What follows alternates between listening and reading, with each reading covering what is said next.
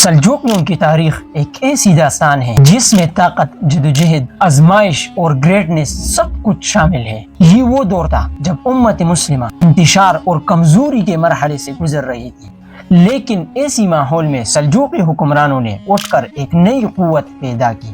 یہ لوگ صرف جنگجو نہیں تھے بلکہ نظم و ضبط قائم کرنے والے، علم کی سرپرستی کرنے والے اور اسلامی دنیا کو دوبارہ مضبوط بنانے کی کوشش کرنے والے رہنما تھے۔ ان کے کارنامے ہمیں یہ سبق دیتی ہے کہ مشکل ترین حالات میں بھی اگر ارادہ مضبوط ہو تو تاریخ کا رخ بدلا جا سکتا ہے۔ سلجوقیوں کی یہ کہانی ہمیں یہ حوصلہ دیتی ہے کہ زوال ہمیشہ آخری نہیں ہوتا اور ہر کمزوری کے بعد ایک نئی طاقت جنم لے سکتی ہے۔ بس شرط یہ ہے کہ سوچ بلند ہو اور مقصد واضح ہو۔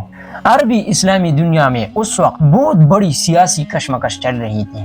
ایک طرف عباسی خلافت تھی جو اپنی حکومت کو برقرار رکھنا چاہتی تھی، اور دوسری طرف فاطمی خلافت تھی جو اپنی اثر و رسوخ کو بڑھا رہی تھی۔ اور ایسے حالات میں سلجوقی سلطنت سامنے آئی۔ یہ ایک پاورفل ترک سلطنت تھی جو 5ویں صدی ہجری مطلب 11ویں صدی عیسوی میں قائم ہوئی۔ اس کی حکومت خراسان، ماوراء النہر، ایران، عراق، سیریا اور ایشیائی کوچک موجودہ ترکی تک پھیلی ہوئی تھی۔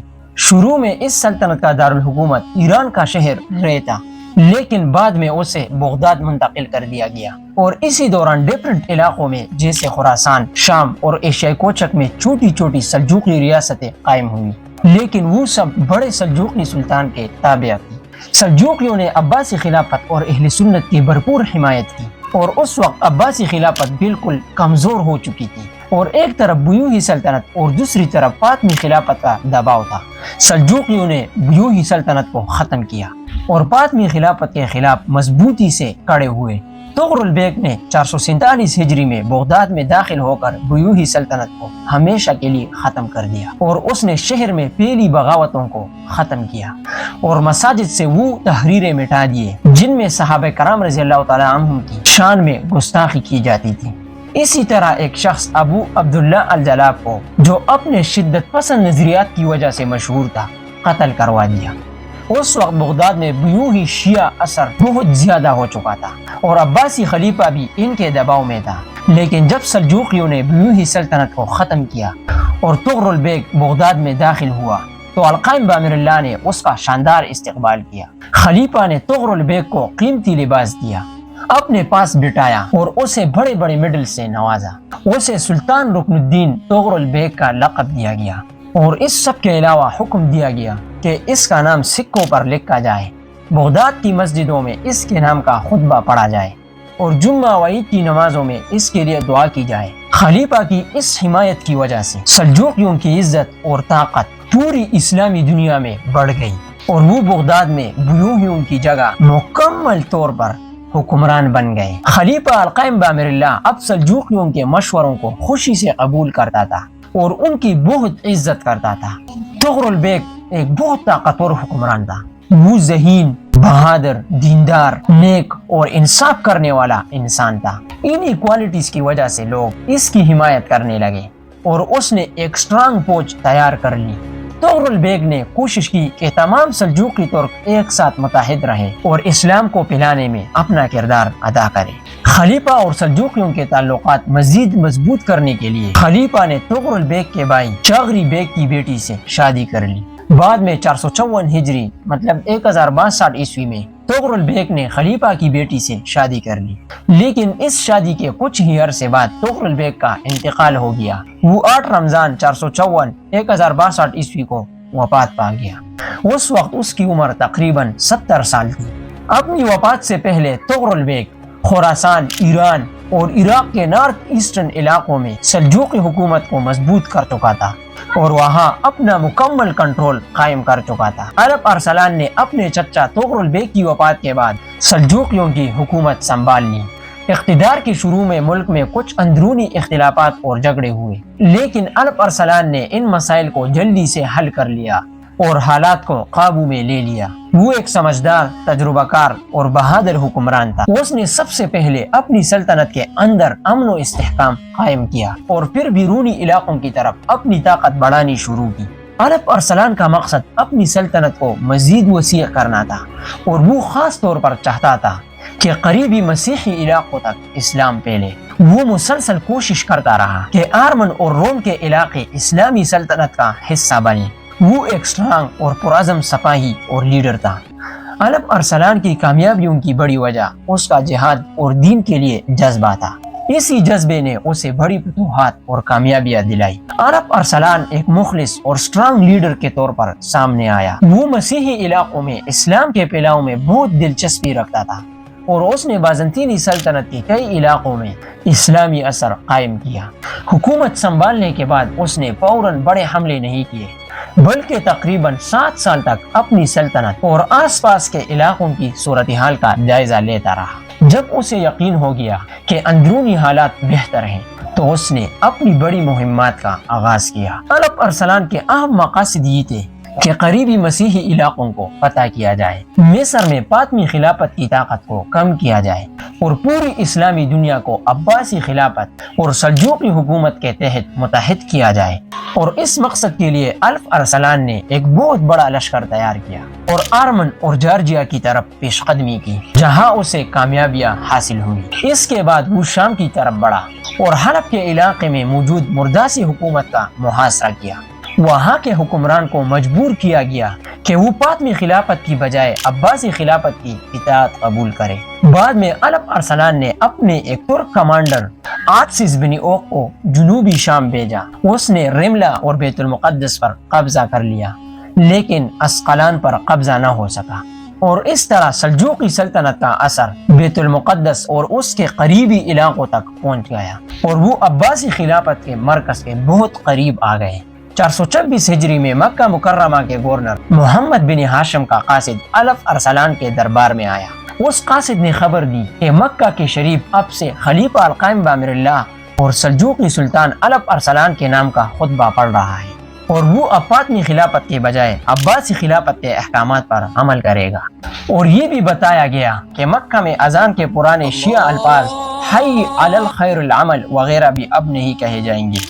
سلطان الپ ارسلان نے اس قاصد کی عزت کی اور اسے 30,000 دینار انعام دیا۔ الپ ارسلان کی ان کامیابیوں سے رومانوس دیوجینس بہت انگری ہوا۔ اس نے فیصلہ کیا کہ وہ سلجوقیوں کے خلاف جنگ کرے گا اور اپنی سلطنت بچائے گا۔ اس لیے اس نے اپنی پوری فوج جمع کی اور جنگ کے لیے نکل پڑا۔ دونوں فوجوں کے درمیان کئی سخت اور خونریز لڑائیاں ہوئی، جن میں سب سے اہم جنگ ملاسکر تھی، جو 463 ہجری 1070 عیسوی کے قریب ہوئی۔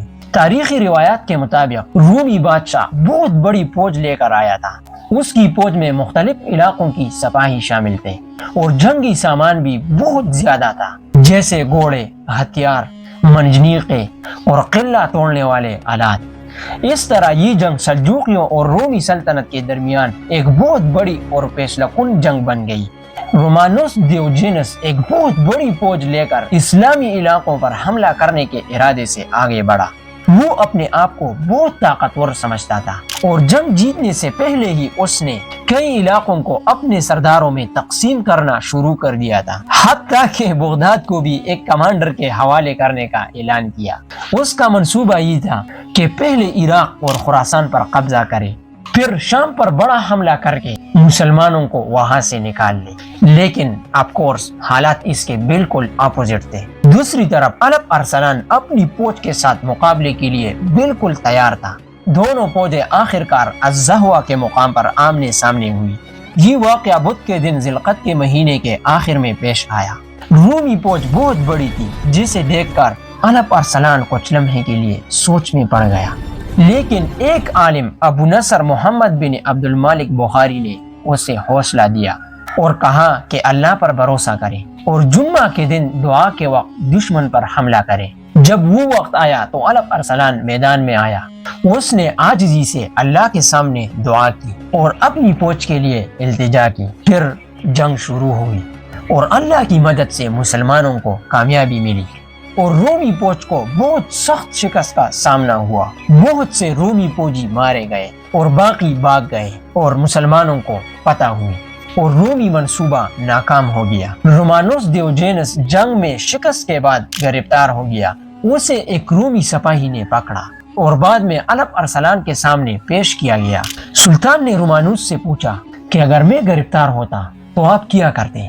رومانوس نے کہا کہ میں آپ کے ساتھ بہت سخت سلوک کرتا، لیکن الپ ارسلان نے کہا کہ میرا مقصد آپ کو قتل کرنا نہیں بلکہ معاف کرنا اور فدیہ لے کر چھوڑ دینا ہے۔ آخر کار ایک بہت بڑی رقم فدیہ کے طور پر طے ہوئی اور اس کے بعد رومانوس کو آزاد کر دیا گیا۔ الپ ارسلان نے اس کے ساتھ بہت اچھا سلوک کیا، حتیٰ کہ اسے سفر کے لیے رقم بھی دی تاکہ وہ آرام سے واپس جا سکے۔ اس کے ساتھ گرفتار رومی سرداروں کو بھی رہا کر دیا گیا اور ان کے ساتھ ایک دستہ بھی بھیجا تاکہ راستے میں انہیں کوئی نقصان نہ پہنچے، اور اس محافظ دستے کے جھنڈے پر لا الہ الا اللہ محمد الرسول اللہ لکھا ہوا تھا۔ الپ ارسلان کی فوج بہت چھوٹی تھی، لیکن اس نے بڑی رومی فوج کو شکست دی۔ اس شکست کے بعد بیزنطینی سلطنت بہت کمزور ہو گئی، خاص طور پر ایشیا کوچک کے علاقوں میں اس کی پاور ختم ہونے لگی۔ یہ پتہ اتنی اہم تھی کہ بعد میں اسی کمزوری کی وجہ سے بیزنطینی سلطنت مزید کمزور ہوتی گئی اور آخر کار تاریخ میں اس کا خاتمہ ہو گیا۔ الپ ارسلان ایک نیک، متقی اور پرہیزگار حکمران تھا۔ وہ جنگ میں صرف طاقت پر نہیں بلکہ اللہ تعالیٰ کے بھروسے اور علماء دین کے مشوروں پر بھی عمل کرتا تھا۔ وہ علماء کی صحبت میں بیٹھتا اور ان کی نصیحتیں غور سے سنتا تھا، پھر ان پر عمل کرنے کی کوشش کرتا تھا۔ ابو نصر محمد بن عبد المالک بخاری ایک نیک اور اللہ والے عالم تھے۔ انہوں نے بیٹل آف ملاسکر کے موقع پر الپ ارسلان کو حوصلہ دیا جب وہ رومی فوج کی بڑی تعداد کو دیکھ کر کچھ پریشان ہوا تھا۔ انہوں نے کہا کہ تم اللہ کے دین کی حفاظت کے لیے لڑ رہے ہو، اللہ کا وعدہ ہے کہ وہ اپنے دین کو غالب کرے گا، تم آگے بڑھو، کامیابی تمہارے ساتھ ہوگی۔ انہوں نے یہ بھی مشورہ دیا کہ جمعہ کے دن جب خطبہ ہو رہا ہو اور لوگ دعائیں کر رہے ہو، اسی وقت دشمن پر حملہ کیا جائے، اللہ کی مدد سے مسلمانوں کو ضرور پتہ ملے گی۔ الپ ارسلان نے اف کورس اس نصیحت پر عمل کیا اور اللہ پر بھروسہ کیا، جس کی وجہ سے اسے بڑی کامیابی نصیب ہوئی۔ جب وہ وقت آیا تو الپ ارسلان نے جمعہ کی نماز پڑھائی۔ اس وقت وہ بہت غمزدہ اور جذباتی ہو گیا، وہ رو پڑا اور اس کے ساتھ پوری فوج بھی دعا میں مشغول ہو گئی۔ سب نے اللہ کے حضور میں بہت عاجزی سے مدد کی دعا کی۔ نماز کے بعد سلطان نے اپنی فوج سے کہا کہ جو واپس جانا چاہتا ہے وہ جا سکتا ہے، اس پر کوئی زبردستی نہیں، لیکن الپ ارسلان خود دشمن سے اکیلا لڑنے کے لیے بھی تیار تھا۔ یہ کہہ کر اس نے جنگی تیاری کی، تیر و کمان چھوڑ دی، اپنے گھوڑے کی دم باندھ دی، زرہ پہنی، تلوار نکالی اور کہا کہ اگر میں شہید ہو گیا تو یہی لباس میرا کفن ہوگا۔ پھر جنگ شروع ہوئی اور وہ بہادری سے لڑتا رہا، لیکن آخر کار الپ ارسلان ایک اور واقعے میں شہید ہو گیا۔ جس نے الپ ارسلان کو شہید کیا اس کا نام یوسف خوارزمی بتایا جاتا ہے۔ الپ ارسلان کی وفات 10 ربیع الاول 465 ہجری 1072 میں ہوئی اور الپ ارسلان کو منو شہر میں دفن کیا گیا۔ الپ ارسلان کے بعد اس کا بیٹا ملک شاہ اول سلطنت کا حکمران بنا۔ الپ ارسلان بہت نیک، رحم دل اور غریبوں کا خیال رکھنے والا حکمران تھا۔ وہ اللہ کی نعمتوں پر ہمیشہ شکر ادا کرتا تھا اور غریبوں کی مدد کو اپنا فرض سمجھتا تھا۔ ایک دفعہ وہ عمروں میں غریب لوگوں کے پاس گیا تو ان کی حالت دیکھ کر بہت رنجیدہ ہوا اور اللہ سے دعا کی کہ ان لوگوں کو خوشحال کر دے۔ وہ باقاعدگی سے صدقہ و خیرات کرتا تھا، خاص طور پر رمضان میں بڑی رقم غریبوں میں بانٹتا تھا۔ اس نے پورے ملک کے غریبوں کی ایک لسٹ بنا رکھی تھی اور انہیں حکومت کی طرف سے منتھلی مدد دی جاتی تھی تاکہ ان کی ضروریات پوری ہو سکے۔ اس کے دور میں امن تھا اور لوگ خوشحال زندگی گزار رہے تھے۔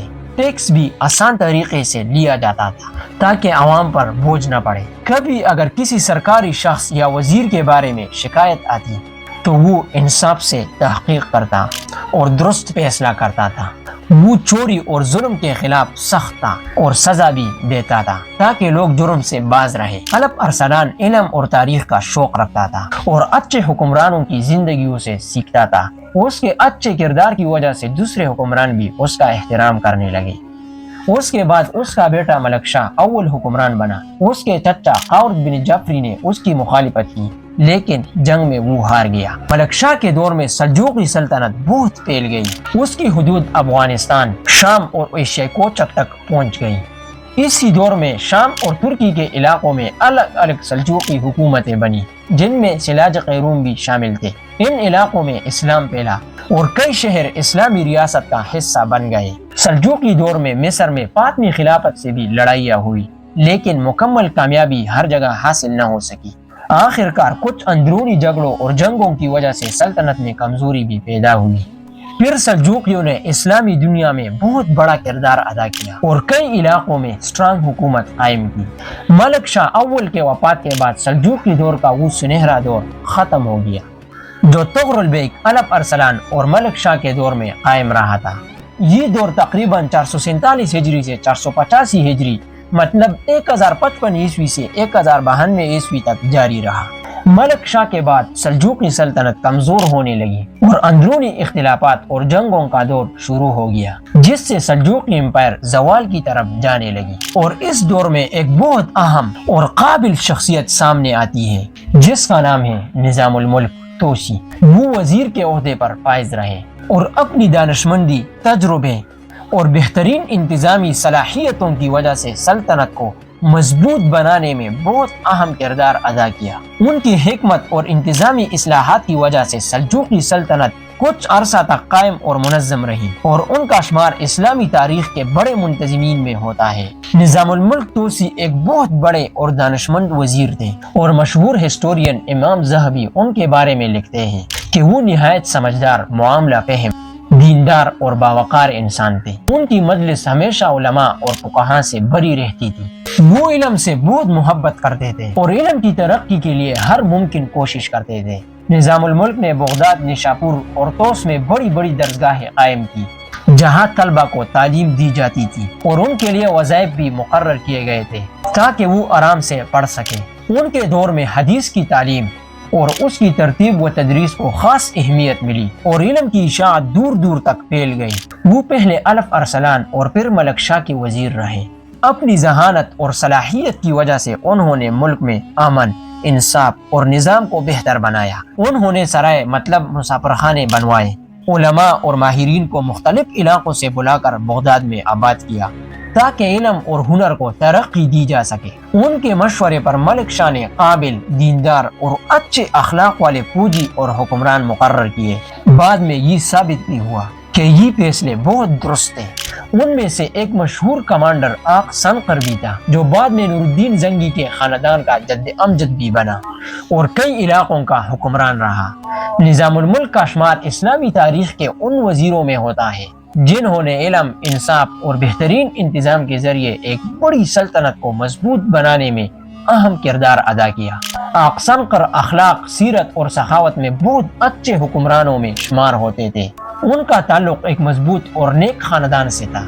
ان کے والد عماد الدین زنگی نے صلیبیوں کے خلاف جہاد شروع کیا اور اسلامی علاقوں کے دفاع کی بنیاد رکھی۔ بعد میں یہ کام ان کے بیٹے نور الدین زنگی نے آگے بڑھایا اور اسی خاندان کے اثر سے بعد میں صلاح الدین ایوبی جیسے عظیم رہنما پیدا ہوئے جنہوں نے صلیبیوں کے خلاف بہت بڑی فتوحات حاصل کیے اور مسلم دنیا میں اتحاد پیدا کیا۔ آق سنقر سلجوقی حکمران سلطان محمود سلجوقی کے ایک قابل سپہ سالار تھے۔ وہ موصل کے امیر بھی رہے۔ انہوں نے صلیبیوں کے خلاف جہاد میں حصہ لیا لیکن 520 ہجری میں موصل کی جامع مسجد میں نماز پڑھتے ہوئے باطنیوں کے ہاتھوں شہید ہو گئے۔ ایک اور مشہور ہسٹورین ابن اسیر ان کے بارے میں لکھتے ہیں کہ وہ نیک، دیندار اور انصاف پسند وزیر تھے۔ وہ علماء اور نیک لوگوں سے محبت کرتے تھے، عدل کو ہمیشہ ترجیح دیتے تھے۔ ایک اور ہسٹورین ابو شامہ المقدس لکھتے ہیں کہ جب سلجوقیوں کا نظام مضبوط تھا، خاص طور پر نظام الملک کے دور میں، تو سلطنت کی عزت اور طاقت دوبارہ بحال ہو گئی اور ملک میں امن و استحکام قائم ہوا۔ ملک شاہ اول کے دوری حکومت میں شروع میں فوج میں نظم و ضبط کمزور ہو گیا تھا۔ سپاہی عام لوگوں کا مال و اسباب لوٹنے لگے اور کہتے تھے کہ سلطان انہیں انعام دیتا ہے، اس لیے کوئی انہیں روک نہیں سکتا۔ اس وجہ سے عوام کو بہت مشکلات اور تکلیفوں کا سامنا کرنا پڑا۔ نظام الملک توسی نے یہ صورتحال دیکھی تو سلطان کو بتایا کہ اگر ایسا ہی چلتا رہا تو فوج کمزور ہو جائے گی، حکومت کا رعب و دبدبہ ختم ہو جائے گا اور ملک میں فساد پھیل سکتا ہے۔ سلطان نے کہا کہ آپ جو بہتر سمجھے وہ کریں، اور ملک نے کہا کہ میں آپ کے اجازت کے بغیر کوئی قدم نہیں اٹھا سکتا۔ اس پر سلطان نے جواب دیا کہ میں نے تمام چھوٹے بڑے معاملات آپ کے سپرد کر دیے ہیں، آپ میرے والد کی طرح ہیں۔ اس کے بعد سلطان نے نظام الملک کو مزید زمینیں اور انعامات دیے اور انہیں بڑے میڈل سے نوازا، اور نظام الملک توسی کو ایک خاص لقب عطابک بھی دیا، جس کا مطلب ہوتا ہے ایسا وزیر یا امیر جو باپ کی طرح ہو۔ ان کی حکمت، اچھے اخلاق اور انصاف کی وجہ سے کئی ایسے واقعات پیش آئے جن سے لوگوں کو بہت سکون اور اطمینان ملا۔ ایک واقعہ یہ ہے کہ ایک بوڑھی عورت اپنی شکایت لے کر ان کے پاس آئی۔ نظام الملک نے اس کی بات غور سے سنی اور دیر تک اس سے گفتگو کی۔ وہاں ایک حاجب نے اس عورت کو ہٹانے کی کوشش کی تو نظام الملک نے اسے منع کر دیا اور کہا کہ میں نے تمہیں ایسے ہی لوگوں کی خدمت کے لیے رکھا ہے۔ اس کے بعد انہوں نے اس حاجب کو اس عہدے سے ہٹا دیا۔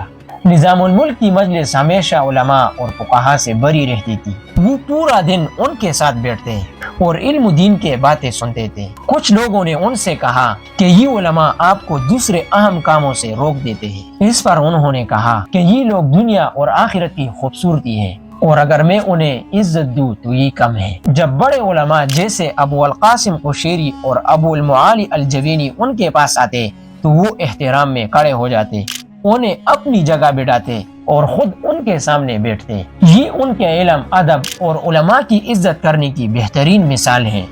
اور ان کے بارے میں یہ بھی مشہور ہے کہ وہ خود بھی حافظ قرآن تھے اور انہوں نے کم عمری میں قرآن حفظ کر لیا تھا۔ بعد میں انہوں نے شافعی فقہ کی تعلیم حاصل کی۔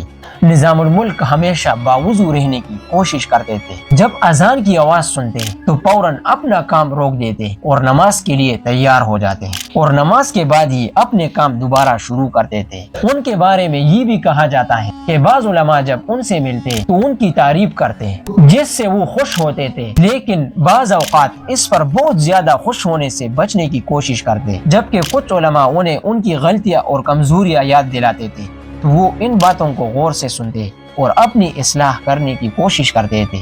ایک مرتبہ نظام الملک نے ایک خواب کا ذکر کیا کہ انہوں نے شیطان ابلیس کو خواب میں دیکھا ہے اور اس سے کہا ہے کہ تو نے اللہ کے حکم کی نافرمانی کی، حالانکہ اللہ تعالیٰ نے تجھے آدم علیہ السلام کو سجدہ کرنے کا حکم دیا تھا، لیکن میں ہر روز اللہ کے سامنے بار بار سجدہ کرتا ہوں۔ اور اس کے بعد انہوں نے ایک شعر بھی پڑھا جس کا مطلب یہ تھا کہ جو اللہ کی قربت حاصل نہ کر سکے اس کی نیکیاں بھی پیدا نہیں دیتی۔ نظام الملک کی خواہش تھی کہ انہیں بس ایک مسجد اور روزمرہ کے کھانے کے لیے تھوڑا سا رزق مل جائے تاکہ وہ سکون سے عبادت کر سکے۔ نظام الملک توسی بہت زیادہ عاجزی و انکساری والے انسان تھے۔ ایک رات وہ کھانا کھا رہے تھے، کے ساتھ دسترخوان پر ان کے بھائی ابو القاسم القشیری بھی بیٹھے تھے، اور ایک طرف خراسان کا گورنر اور ایک غریب فقیر بھی بیٹھا تھا جس کا ایک ہاتھ کٹا ہوا تھا۔ نظام الملک نے دیکھا کہ گورنر اس فقیر کے ساتھ کھانے میں ہچکچا رہا ہے، وہ اس پر انہوں نے فقیر کو اپنے قریب بلا لیا اور اسے عزت سے بٹھایا اور اس کے ساتھ کھانا کھایا۔ ان کی عادت تھی کہ وہ خود اپنا کھانا بھی غریبوں کو دیتے تھے، انہیں اپنے پاس بٹھاتے اور ان کے ساتھ بیٹھ کر کھانا کھاتے تھے۔ نظام الملک توسی کی وفات 485 ہجری میں جمعرات کے دن رمضان کے مہینے میں ہوئی۔ وہ روزے کے حالت میں تھے۔ افطار کے وقت انہوں نے مغرب کی نماز پڑھی، پھر دسترخوان پر بیٹھے۔ وہاں علماء، قاری، صوفی اور بہت سے غریب لوگ موجود تھے۔ اس وقت وہ اسلامی تاریخ اور مسلمانوں کی پرانی جنگوں کا ذکر کر رہے تھے، خاص طور پر خلیفہ دوم حضرت عمر رضی اللہ تعالیٰ عنہ کے دور کی فتوحات اور نہاوند کی جنگ کا ذکر کر رہے تھے، اور اسی حالت میں ان کا آخری وقت قریب آ گیا۔ نظام الملک توسی کی زندگی کا اختتام ایک افسوسناک واقعے میں ہوا۔ نظام الملک کھانے سے فارغ ہونے کے بعد اپنے گھر سے نکلے اور ایک جگہ کی طرف جا رہے تھے۔ اسی دوران ایک شخص حسن بن صبا کے پیروکاروں میں سے ایک ان کے ساتھ ساتھ چل رہا تھا۔ وہ ظاہراً تو معصوم لگ رہا تھا، لیکن اس کی نیت اچھی نہیں تھی۔ اچانک اس نے حملہ کیا اور نظام الملک کو شہید کر دیا۔ ان کی شہادت کی خبر بہت تیزی سے پورے علاقے میں پھیل گئی۔ فوج اور لوگ بہت غمگین ہوئے۔ حکمران بھی فوراً وہاں پہنچا اور بہت رویا اور کچھ دیر ان کے پاس بیٹھا رہا۔ نظام الملک نے اپنی پوری زندگی اسلام، علم اور انصاف کے لیے وقف کر دی تھی، اور اسی راہ میں انہیں شہادت بھی نصیب ہوئی۔ ان کے آخری الفاظ کے بارے میں کہا جاتا ہے کہ انہوں نے اپنے قاتل کو معاف کر دیا اور کلمہ شہادت پڑھ کر دنیا سے رخصت ہوا۔ بعد میں پورا شہر غم میں ڈوب گیا۔ بڑے بڑے لوگ تعزیت کے لیے جمع ہوئے اور شعراء نے ان کی یاد میں مرثیے لکھے۔ ملک شاہ اول کی وفات کے بعد سلطنت اس کے بیٹوں میں تقسیم ہو گئی۔ اس کے 4 بیٹے تھے، برکیارق، محمد، سنجر اور محمود۔ ابتدائی طور پر محمود کو حکمران بنایا گیا، لیکن وہ کم عمر تھا، اس لیے اس کی والدہ ترکان خاتون کی بھی بہت اثر و رسوخ تھا۔ محمود تقریباً 2 سال تک حکومت کر سکا، پھر اس کا دور ختم ہو گیا۔ اس کے بعد برکیارق حکمران بنا اور اس نے کچھ عرصہ سلطنت کو ملک شاہ دوم کے بعد اقتدار میں مزید تبدیلیاں آئی اور پھر غیاث الدین محمد کو حکومت ملی۔ وہ تقریباً 511 ہجری 1128 عیسوی تک حکمران رہے۔ اس کے بعد اسے سلجوقیوں کا بڑا اور آخری حکمران سمجھا جاتا ہے، لیکن اس کی عملداری خراسان، ایران اور عراق تک پھیلی ہوئی تھی۔ لیکن وقت کے ساتھ سلجوقی سلطنت کمزور ہونے لگی۔ آخر کار 522 ہجری 1128 عیسوی کے بعد یہ بڑی سلطنت مکمل طور پر ختم ہو گئی اور اس کا کنٹرول خوارزمی سلطنت کے ہاتھوں میں چلا گیا۔ سلجوقیوں کے ختم ہونے کے بعد ان کی متحد سلطنت ٹوٹ کر بکھر گئی۔ مختلف علاقوں میں چھوٹی چھوٹی ریاستیں بن گئی اور وہ ایک دوسرے سے الگ ہو گئے، اور اب کوئی ایک مرکزی سلجوقی سلطان باقی نہیں رہا تھا۔ ہر طرف چھوٹے حکمران تھے اور آپس میں طاقت کے لیے لڑائی اور جھگڑے شروع ہو گئے تھے۔ طغرل بیگ، الپ ارسلان اور ملک شاہ کے دور میں سلجوقی سلطنت ایک مضبوط اور متحد ریاست تھی، لیکن بعد میں یہ اتحاد ختم ہو گیا اور ہر علاقہ الگ ہو کر خود مختار ہو گیا۔ مختلف علاقوں میں چھوٹے چھوٹے حکمران بنے اور آپس میں کوئی مضبوط تعاون باقی نہ رہا۔ اسی انتشار کے دوران ماوراء النہر میں ایک نئی طاقت ابھری جسے خوارزمی سلطنت کہا جاتا ہے۔ یہ سلطنت کچھ عرصہ تک بہت طاقتور رہی اور بعد میں منگول حملوں کا مقابلہ بھی کرتی رہی۔ اسی زمانے میں عراق اور شام کے شمالی علاقوں میں بھی چھوٹی چھوٹی ریاستیں قائم ہوئی جنہیں اتابک امارات کہا جاتا تھا۔ یہ ریاستیں سلجوقی سلطنت کے ٹوٹنے کے بعد وجود میں آئی۔ اسی دوران سلاجق روم کی ایک اور شاخ بھی سامنے آئی جس نے ایشیائی کوچک میں حکومت قائم کی۔ اس سلطنت نے صلیبی حملوں کا مقابلہ کیا اور کئی علاقوں کو محفوظ رکھا، لیکن بعد میں یہ سب ریاستیں منگولوں کے بڑے حملوں کا مقابلہ نہ کر سکی اور بہت سے علاقے تباہ ہو گئے۔ سلجوقی سلطنت کے زوال کے کئی اہم وجوہات تھی۔ سب سے پہلے سلطنت کے اندر ہی خاندان میں لڑائیاں شروع ہو گئی۔ بھائی، چچا، بیٹے اور پوتے سب تخت و حکومت کے لیے ایک دوسرے کے خلاف ہو گئے۔ دوسرا مسئلہ یہ تھا کہ کچھ امراء، وزیر اور اتابک خود بھی سلطنت کے اندر اختلافات اور فساد پیدا کرتے رہے، جس سے حالات مزید خراب ہوتے گئے۔ تیسری وجہ یہ تھی کہ حکومتی معاملات میں بعض خواتین کا بھی زیادہ عمل دخل ہو گیا، جس سے انتظامی نظام کمزور ہونے لگا۔ چوتھا مسئلہ یہ تھا کہ عباسی خلافت سلجوقی فوجی طاقت کے سامنے کمزور ہو چکی تھی اور ہر طاقتور سلجوقی حکمران کو تسلیم کر لیتی تھی، یہاں تک کہ خطبوں میں بھی مختلف حکمرانوں کے نام شامل کیے جانے لگے، جس سے نظام مزید بکھر گیا۔ پانچویں وجہ یہ تھی کہ سلجوقی حکمران شام، مصر اور عراق کو ایک مضبوط مرکزی نظام کے تحت متحد نہ رکھ سکے۔ آخر میں سب سے بڑا مسئلہ یہ بنا کہ سلجوقی مختلف گروہوں میں بٹ گئے اور آپس میں ہی لڑتے رہے۔ یہی اندرونی اختلافات ان کی طاقت کے خاتمے کا سبب بنے اور بالآخر عراق میں ان کی حکومت ختم ہو گئی۔ سلجوقی سلطنت کے زوال کی ایک بڑی وجہ یہ بھی تھی کہ ان کے دشمنوں نے مسلسل سازشیں کیے، خاص طور پر باطنی تحریک کے لوگ سلجوقی حکمرانوں اور بڑے رہنماؤں کو دھوکے سے قتل کرنے کی کوششیں کرتے رہے، جس سے سلطنت کو بڑا نقصان پہنچا۔ اس کے علاوہ باہر سے آنے والے صلیبی جنگیں بھی سلجوقیوں کے لیے ایک بہت بڑا خطرہ تھے۔ یورپ سے آنے والے یہ فوجیں بار بار مسلمانوں کے علاقوں پر حملہ آور ہوتی رہی، جس سے حالات مزید خراب ہوتے گئے۔ ان سب مشکلات کے باوجود سلجوقیوں نے اپنے دور میں بہت اہم اور بڑے کارنامے انجام دیے۔ ان کی سب سے بڑی کامیابی یہ تھی کہ انہوں نے عباسی خلافت کو مکمل طور پر ختم ہونے سے بچا لیا اور اس کی بقا کو تقریباً 200 سال تک برقرار رکھا۔ اگر سلجوقی سلطنت نہ ہوتی تو عباسی خلافت شاید بہت پہلے کمزور ہو کر ختم ہو جاتی۔ سلجوقی سلطنت کی طاقت کی وجہ سے فاطمی خلافت جو مصر میں تھی، مشرق کے مسلمانوں کو اپنے اثر میں مکمل طور پر جمع نہ کر سکی۔ اس طرح ان کے بہت سے منصوبے کامیاب نہ ہو سکے۔ سلجوقیوں کی کوششوں نے اسلامی مشرق کے اتحاد کی بنیاد رکھی اور یہ اتحاد بعد میں صلاح الدین ایوبی کے دور میں عباسی خلافت کے نام پر مزید مضبوط ہوا۔ سلجوقیوں نے اپنے علاقوں میں علم، تعلیم اور انتظام کو بہت ترقی دی اور امن و امان قائم کرنے کی کوشش کی۔ انہوں نے بازنطینی سلطنت اور صلیبی حملہ آوروں کا مقابلہ کیا اور اسلامی علاقوں کو بچانے کی کوشش کی، ساتھ ہی وہ منگول خطرات کے سامنے بھی مزاحمت کرتے رہے۔ اس کے علاوہ سلجوقیوں نے سنی اسلام کی تعلیمات کو پھیلانے اور علماء کی عزت بڑھانے میں بھی اہم کردار ادا کیا۔ یہ سلجوقیوں کے بارے میں ایک مختصر جائزہ ہے اور اسلام کی خدمت میں ان کے کردار کا ذکر ہے۔ اگر ہم صرف سنی سنائی باتوں پر یقین کر لیں تو یہ انصاف نہیں ہوگا، بلکہ یہ ایک طرح کا ظلم اور غلط باتوں کو پھیلانا ہوگا، کیونکہ بعض لوگ ان بہادر مجاہدین کے بارے میں بے بنیاد باتیں کرتے ہیں۔ مثال کے طور پر پروفیسر نجیب زیب نے اپنی تحریروں میں سلجوقیوں کے بارے میں کچھ ایسی باتیں لکھی ہیں جو حقیقت پر مبنی نہیں ہے اور ان کے کردار کو غلط انداز میں پیش کرنے کی کوشش کی گئی ہے۔ اس لیے سلجوقیوں کی تاریخ کو سمجھتے وقت انصاف اور تحقیق کے ساتھ بات کو دیکھنا ضروری ہے، نہ کہ صرف افواہوں پر اعتماد کیا جائے۔ تھینکس۔